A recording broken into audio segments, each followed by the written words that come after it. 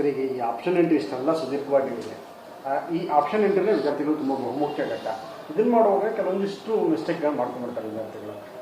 ಯಾವುದನ್ನು ಹೆಂಗೆ ಪ್ರಿಪೇರ್ ಮಾಡಬೇಕು, ಯಾವುದನ್ನು ಹೆಂಗೆ ಹಾಕ್ಬೇಕು ಅಂತ. ಒಂದೊಮ್ಮೆ ಅವರಿಗೆ ನಿಮ್ಮ ಈ ಮಾಹಿತಿ ನೋಡಿನೂ ಕೂಡ ತಿಳಿದೇ ಇದ್ದಂಥ ಪಕ್ಷದಲ್ಲಿ ಬೇರೆ ಮತ್ತೆ ಈ ಬೇರೆ ಏನಾದರೂ ಆಪ್ಷನ್ ಇದೆ ಅವರಿಗೆ ಮತ್ತಷ್ಟು ಮಾಹಿತಿಯನ್ನು ಪಡ್ಕೊಳ್ಳೋದಕ್ಕೆ? ಈಗ ನಾನು ಭಾಳ ಸ್ಪಷ್ಟವಾಗಿ ಹೇಳಿದ್ದೀನಿ, ಆದ್ರೂ ನೀವು ತಪ್ಪು ಮಾಡ್ತೀರಾ, ನೋ ಪ್ರಾಬ್ಲಮ್, ಚಿಂತೆ ಮಾಡಬೇಡಿ. ದಿಸ್ ಇಸ್ ಫಸ್ಟ್ ರೌಂಡಲ್ಲಿ ಮಾತ್ರ ನಾವು ಮಾಕ್ ರಿಸಲ್ಟನ್ನು ಅನೌನ್ಸ್ ಮಾಡ್ತೀವಿ. ಈಗ ಉದಾಹರಣೆಗೆ ಅಂಥದ್ದಾಗುತ್ತೆ, ಸಾಮಾನ್ಯವಾಗಿ ನೀವು ಎಷ್ಟೇ ಕಾಳಜಿ ವಹಿಸ್ತು ಅಂತಂದ್ರೂ ಇಷ್ಟೊಂದು ದೊಡ್ಡ ಕಾಲೇಜುಗಳು ಏನೋ ಟಾಪ್ ರ್ಯಾಂಕರ್ಸ್ ಇರ್ತೀರಾ, ನಿಮಗೆ ಗುರಿ ಕ್ಲಿಯರ್ ಇರುತ್ತೆ, ಆಗುತ್ತೆ. ಸ್ವಲ್ಪ ರ್ಯಾಂಕು ನಿಮ್ಮ ಅದೃಷ್ಟಕ್ಕೆ ಸ್ವಲ್ಪ ಈ ಸರಿ ಕಡಿಮೆ ಆಗಿಬಿಟ್ಟಿದೆ, ಆವಾಗ ನಿಮಗೆ ಸ್ವಲ್ಪ ಗೊಂದಲ ಆಗೋದು ಸಹಜ, ತಪ್ಪಾಗುವಂಥದ್ದು ಸಹಜ, ಚಿಂತೆ ಮಾಡಬೇಡಿ. ನಾವು ಮಾರ್ಕ್ ರಿಸಲ್ಟನ್ನು ಬಿಡ್ತೀವಿ. ಮಾರ್ಕ್ ರಿಸಲ್ಟ್ ಬಿಟ್ಟಾಗ ಕಾಲೇಜ್ ವಾರು ಕೋರ್ಸ್ ವಾರು ನಾವು ಕಟ್ ಆಫ್ ಸಹ ಹಾಕ್ತೀವಿ.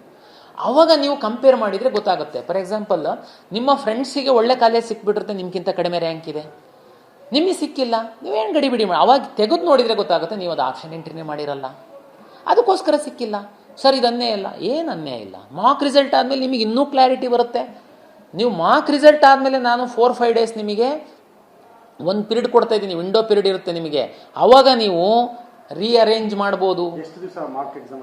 ನಾವು ಟೈಮ್ ಟೇಬಲ್ ನೋಡಿ, ನಾನು 5 ದಿನ ಏನೋ ಕೊಟ್ಟಿದ್ದೀನಿ ಈ ಬಾರಿ, 3 to 4 ಡೇಸ್ ನಾವು ಕೊಟ್ಟಿರ್ತೀವಿ.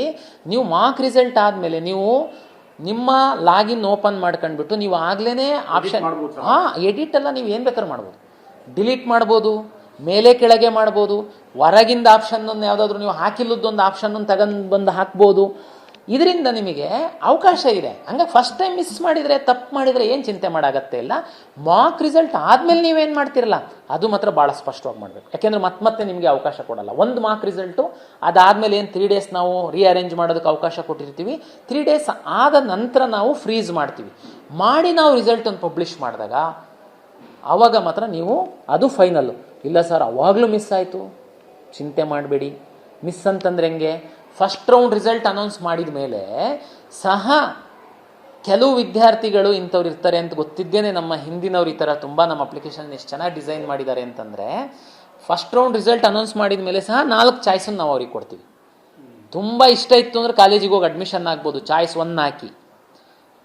ಸರ್ ಇಷ್ಟ ಇದೆ ಬಟ್ ನಂದು ಇನ್ನೂ ಮೇಲ್ಗಡೆ ಕಾಲೇಜು ಸಿಕ್ಬೋದು ಸರ್, ನಾನು ವೆಯ್ಟ್ ಮಾಡ್ತೀನಿ ಅಂತಂದರೆ ಚಾಯ್ಸ್ 2 ಹಾಕಿ ಆ ಸೀಟು ನಿಮಗೆ ಫಿಕ್ಸ್ ಹೋಲ್ಡ್ ಮಾಡಿ ಇಟ್ಕೊಂಡು ಮುಂದಿನ ರೌಂಡಿಗೆ ಬರ್ಬೋದು. ಮುಂದಿನ ರೌಂಡಲ್ಲಿ ಬಂದಾಗ ಮೇಲ್ಗಡೆ ಅಪ್ಗ್ರೇಡ್ ಆದರೆ ಅದೃಷ್ಟ, ಅಪ್ಗ್ರೇಡ್ ಆಗಲಿಲ್ಲ ಅಂದರೆ ನೀವು ಹೋಲ್ಡ್ ಮಾಡಿರೋ ಸೀಟಿಗೆ ಹೋಗ್ಲೇಬೇಕಾಗುತ್ತೆ. ಅವಾಗ ಇಲ್ಲ ಸರ್ ನನಗೆ ಆ ಸೀಟ್ ಬೇಡ ಅನ್ನೋ ಅವಕಾಶ ಇರಲ್ಲ.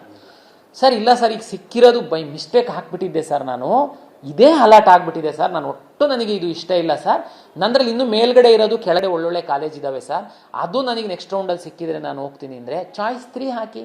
ಸಿಕ್ಕಿರೋದು ಡಿಲೀಟ್ ಆಗಿ ಹೋಗ್ಬಿಡುತ್ತೆ.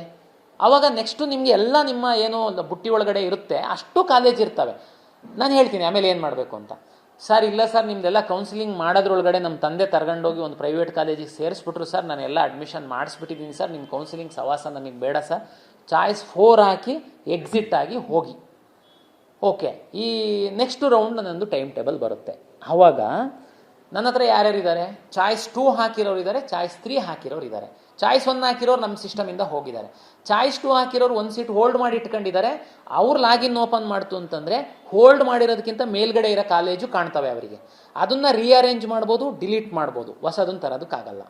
ಚಾಯ್ಸ್ 3 ಹಾಕಿರೋನು ನಮ್ಮ ಹತ್ರ ಇದ್ದಾನೆ, ಅವನಿಗೆ ಫಸ್ಟ್ ರೌಂಡಲ್ಲಿ ಸಿಕ್ಕಿರೋ ಕಾಲೇಜು ಡಿಲೀಟ್ ಆಗೋಗಿರುತ್ತೆ, ಅವನ ಬುಟ್ಟಿ ಒಳಗಡೆ ಅವನ ಲಾಗಿನ್ ಒಳಗಡೆ ಇರುವಂಥ ಎಲ್ಲವೂ ಇರುತ್ತೆ. ನೀನು ರೀಅರೇಂಜ್ ಮಾಡು, ಡಿಲೀಟ್ ಮಾಡು, ಏನು ಬೇಕಾದರೂ ಮಾಡು, ಹೊಸ್ದಾಗಿ ಮಾತ್ರ ತರೋದಕ್ಕಾಗಲ್ಲ. ಅಂದರೆ ಅಲ್ಲಿ ಸಹ ನೀನು ತಪ್ಪನ್ನು ತಿದ್ದು ಮಾಡ್ಕೊಳ್ಳೋದಕ್ಕೆ ಅವಕಾಶಗಳು ಇರುತ್ತೆ. ಸರಿ, ಇನ್ನೊಂದು ಡೌಟ್ ಏನಂದರೆ, ಮಾಕ್ ಎಕ್ಸಾಮ್ ಆದ ನಂತರ ಏನಾದರೂ ಈಗ ಅವರಿಗೆ ಒಂದು ಇಷ್ಟ ಆಗಿರುತ್ತೆ, ಅವ್ರಿಗೆ ಅದೊಂದು ಅಲಾಟ್ ಆಗಿರೋದು ಮಾರ್ಕಲ್ಲಿ ಸಿಕ್ಕಿರೋದು, ಅದೇ ಸೀಟು ಫೈನಲ್ ರೌಂಡಲ್ಲೂ ಸಿಗುವಂಥ ಸಾಧ್ಯತೆ ಎಷ್ಟು %? ಈಗ ಮಾಕ್ ರಿಸಲ್ಟ್ ಆದಮೇಲೆ ತುಂಬ ವಿದ್ಯಾರ್ಥಿಗಳು ಇದೇ ನನಗೆ ಫೈನಲ್ಲು ಅಂತೇಳಿ ಅನ್ಕೊಂಡು ಬಿಡ್ತಾರೆ. ಬಟ್ ಆದರೆ ಆ್ಯಕ್ಚುಲಿ ಅದು ಫೈನಲ್ ಅಲ್ಲ. ಯಾಕೆ ಅಂತಂದರೆ ತಮ್ಗೆ ಗೊತ್ತು, ವಿದ್ಯಾರ್ಥಿಗಳು ಇನ್ನೂ ಸ್ವಲ್ಪ ವಿಚಾರ ಮಾಡಿ ಮೇಲೆ ಕೆಳಗೆ ಎಲ್ಲ ವಿದ್ಯಾರ್ಥಿಗಳು ಮಾಡ್ತಾರೆ, ಆ ಥರ ತಾವು ಸಹ ಮಾಡ್ಬೋದು. ಆದರೆ ನಮ್ಮ ಹಿಂದಿನ ಒಂದು ಅನುಭವಗಳ ಪ್ರಕಾರ ಒಂದು 90% ಚೇಂಜ್ ಆಗಲ್ಲ. ಒಂದು 10% ಮಿಸ್ಟೇಕ್ ಮಾಡಿರೋದಕ್ಕೋಸ್ಕರ ಸ್ವಲ್ಪ ಮೇಲೆ ಕೆಳಗೆ ಆಗ್ಬೋದು. ಬಟ್ 90% ಅದು ಸಿಗುತ್ತೆ, ಅದೇನೇ ಸಿಗುತ್ತೆ. ಯಾಕೆಂದರೆ ತುಂಬ ಮಕ್ಕಳಿಗೆ ಅವೇರ್ನೆಸ್ ಇದೆ, ಮಾರ್ಕ್ ಬಿಫೋರೇನೆ ಅವರು ತುಂಬ ಚೆನ್ನಾಗಿ ಸ್ಟಡಿ ಮಾಡಿ ಹಾಕಿರ್ತಾರೆ. ನೆಕ್ಸ್ಟು ಮೇಲೆ ಕೆಳಗೆ ವೇರಿಯೇಷನ್ ಮಾಡಿದ್ರೂ ಸಹ ಒಂದು 5-10% ವೇರಿಯೇಷನ್ ಮಾಡ್ತಾರೆ. ರಿಸಲ್ಟಲ್ಲಿ ಬಹಳ ದೊಡ್ಡ ಅಜಗಜಾಂತರ ವ್ಯತ್ಯಾಸ ಆಗಲ್ಲ. ಮಾಕ್ ಎಕ್ಸಾಮ್ ಅನ್ನು ಅವರು ಬಹುತೇಕ ತಮ್ಮ ಫೈನಲ್ ಆಗಿ ನೋಡ್ಕೊಳ್ಬೇಕು. ಮಾಕ್ ರಿಸಲ್ಟಲ್ಲಿ ಉದಾಹರಣೆಗೆ ಮಾಕ್ ರಿಸಲ್ಟಲ್ಲಿ ಫಸ್ಟ್ ಆಪ್ಷನ್ ಹಾಕಿರೋದೇ ಅವನಿಗೆ ಸಿಕ್ಕಿದೆ, ಅವನೇನು ಚೇಂಜ್ ಮಾಡೋ ಅಗತ್ಯನೇ ಇರಲ್ಲ. ಅದೇನೇ ಅವನಿಗೆ ನೆಕ್ಸ್ಟು ಸಹ ಕಂಟಿನ್ಯೂ ಆಗ್ಬೋದು. ಇಲ್ಲ ಬೇರೆ ಯಾರಾದರೂ ಮಿಸ್ಟೇಕ್ ಮಾಡಿ ಹಾಕಿತ್ತು ಅಂತಂದರೆ ಚಾಯ್ಸ್ ಆಪ್ಷನ್ 2 ಬರ್ಬೋದು.